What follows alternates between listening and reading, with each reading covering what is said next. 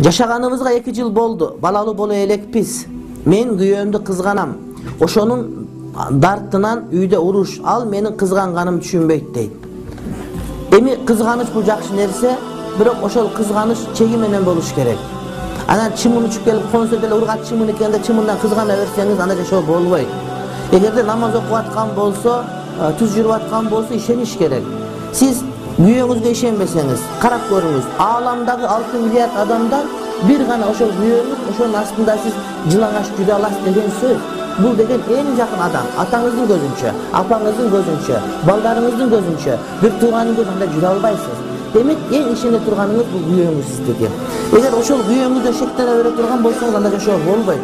Демек келгиле бир туугандарым, ишенгенди үйрөнөлүк. Эгер адам күйөөсүнө ишенсе, ошого өзүн никедеп мен багыштадым дейт. Толук багыштай турган болгондо, ошондо үйлүүлүгү бакытты алай келет. Күйөөгө ишенбестен туруп, анан күйөө эмес башка бирөө келип айтса ошого ишенесиз. Сага күйөөң жакынбы, бул жакынбы? Эшмат келип, Ташмат келип айтат. Ал сени ажыраштыргысы келип атат. Башка бир досуңуз сиздин күйөөңүз тартып алгысы келип атат мисалы үчүн. Ошон үчүн күйөөңүзгө ишенишиңиз керек. Ага өзүңүздү багыштаган эмессиз, а никеде күйөөңүзгө багыштагансыз. Таң калам. Чала тааныш бирөө айтса ишенет.